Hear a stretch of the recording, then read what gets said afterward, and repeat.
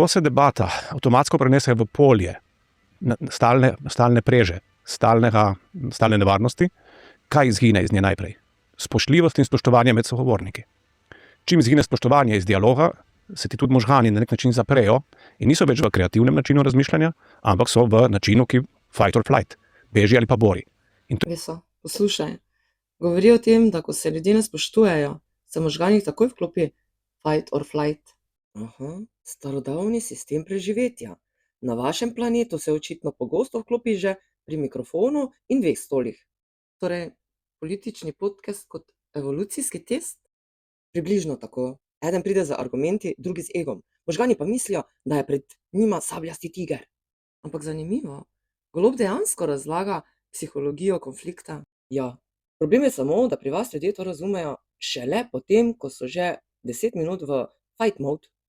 Torej bi mogel nekdo na začetku podcasta reči: globoko vdihnite, to ni džungla. Točno! Čeprav, po mojih opazovanjih, je politika na Zemlji včasih kar blizu džungli. Kaj?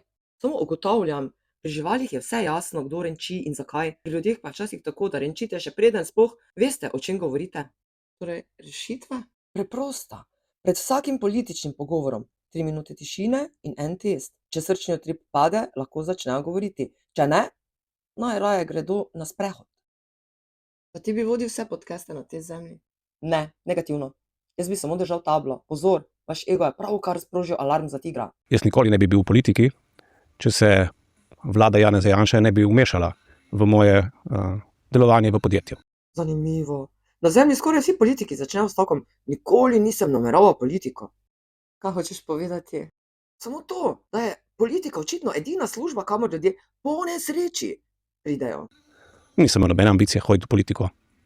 Bil sem zelo srečen v svoji službi in imel sem imel sem velikanske načrte in tudi odlično okolje, v katerem sem deloval. Pa mogoče je prav za poslušalce, ki verjetno ne poznajo te zgodbe, da jo obnovim, če smo že v preteklosti. Jaz sem leta 2002 v stanovanju, podobno velikem kot je to vaše, ustanovil svoje prvo podjetje. Predtem sem bil na fakulteti pa en čas državni sekretar. To podjetje je začelo s 4 zaposlenimi, bil čisti startup, 2-2. Zdaj razlaga, kako je sam postavil GEN-I, potem pa je podjetje postalo državno. In kaj pri tem čudnega? Najel sem kredit, s katerim sem plačal plače svoj, ker sem bil 100% lastnik. In prvi dan smo belili. To podjetje je kasneje po različnih poteh, najprej vstopil vanjo Istrabenz, potem Gorenje, potem država, je iz 4 zaposlenih do leta 2021 postalo podjetje z, mislim, da je imelo takrat 3,5 milijarde prihodkov, bilo je prisotno na 18 trgih, trenutno je zdaj že celo že v Ameriki, takrat je bilo samo v Evropi, in imelo zaposlenih tam okoli 650 ljudi. Skozi čas sem najprej svoj delež, kasneje so tudi ostali privatni deleži bili prodani državi. Spravi v trenutku, ko leta 2021 je bilo podjetje državno, lastniško. Takrat je politika ugotovila, da je postalo zanimivo zanje in je se odločila, da mogoče nisem več zaupanja vreden, zato da vodim naprej to podjetje. Zato sem šel v politiko in zaradi nobenega drugega razloga, ker sem videl, kako je politika, ki danes poskuša se prikazati v ovčji koži. Zakaj pa zdaj sebe ne vidi v tej ovčji koži? V resnici pohlepna po dobrih podjetjih, ki imajo zelo dober finančni tok. To podjetje je bilo takrat razglašeno za drugega najboljšega trgovca z električno energijo v celi Evropi. Pravi, ne govorimo o slovenskem podjetju. V Sloveniji smo imeli manj kot, mislim, da smo imeli 7 ali 8% prihodkov iz Slovenije, dobička sploh nismo ustvarjali v Sloveniji, pa smo vse na tujih trgih. In še kot zanimivost, ker vem, da vas te stvari tudi zanimajo, takrat sem bil tudi sam aktiven trader, vedno za račun podjetja, ampak jaz sem poleg tega, da sem podjetje s 6 ljudmi vodil, naredil čistega P&L-a za več kot 10 milijonov evrov v enem letu. Zaradi tega, ker je bila to moja strast. In mi je bila politika tako tuja, da si ne morete predstavljati, kako mi je bila tuja. In na kraj pameti mi ni padlo, da bi okolje, ki sem ga sam zgradil, v katerem sem se neizmerno dobro počutil, v katerem sem lahko vračal v družbi. Ker so vsi ti dobički, o katerih sem govoril, vsi ostali v podjetju in smo jih pač delili med zaposlenimi, tudi med družbo, in sem lahko živel svoje sanje. Vsak ima svoje lahko pogled na moje sanje, jaz pa vem, kaj so bile moje sanje. Med njimi politike ni bilo nikjer. In če je kaj zaznamovalo vaš mandat, ta zadnji, ne bom govoril o prvem, ne poznam, vaš zadnji mandat, je bilo ravno to, da so se sanje, ne samo meni, prevelikemu številu Slovencev. Hotel je seveda povedati, da zdaj verjetno vsem tistim tudi, ki so z njim v politiki iz GEN-I-ja, ste uničili sanje v zadnjem mandatu. Zato vam zadnjih volitev nihče ni ukradel, nihče vas ni zaprl, zato da bi vam onemogočil vašo politično pot, ampak smo vam ljudje, ki ste jim ukradli sanje z vašim načinom vodenja vlade, ki je bil vse drugo kot demokratičen, smo vam ljudje rekli dovolj. Vi ste bili direktor državnega podjetja, ki je bil v državni lasti. In vam je, 21 je bil državni in vam je lasti, potekel mandat. Vse to je res. Torej, In vi ste osebno preprečil z vašega kabineta, da bi ga nadzorni svet potrdil. čakajte. Lejte. Vi ste bili direktor državnega podjetja, vam je potekel mandat in niste bili imenovani v nov mandat. Nadzorniki so tako odločili. Jaz nisem nobenega klical. Ne bi iz vašega kabineta pa. Ampak zdaj ne bi o tem. Ne?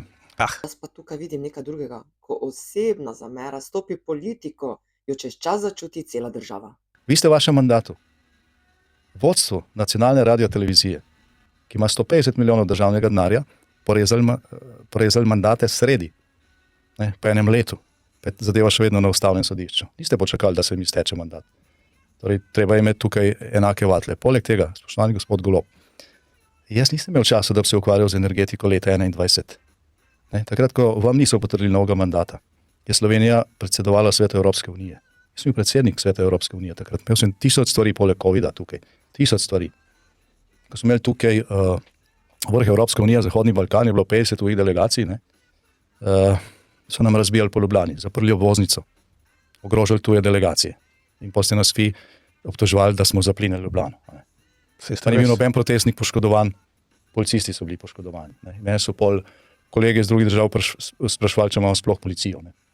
Tako da, kar se tiče tega, da sem se jaz sploh nisem vedel, kakšna je lastniška struktura genija, pa to, ker sem nisem imel časa s tem ukvarjati. Ne. So se pa v vašem kabinetu? Ne v našem kabinetu. V vašem imenu? Naš kabinet je bil polno zaposlen s COVID-om pa z Evropsko unijo. In Slovenska demokratska stranka tudi ni imela ministrstva, ne, v okviru katerega resorja je bila energetika. Vi veste, da so v vaši poslanski skupini, vaš vodja poslanske skupine skupaj z generalnim sekretarjem vaše stranke, Dolanc pa Krivec, poklicali direktorja Elektra Ljubljane Andreja Ribiča in mu rekli, da ne odstopi, ker sicer ga bo odstopili. Ja, se spomnite tega? Ne spomnim se tega. Moja ocena je, Robert Golob je narcističen človek, ki je izjemno zamerljiv.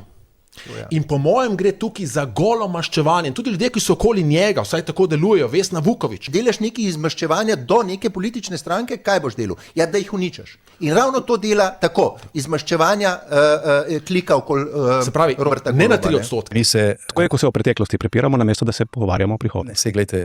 Vi lahko govorite samo o prihodnosti, jaz vas čisto nič ne omejujem.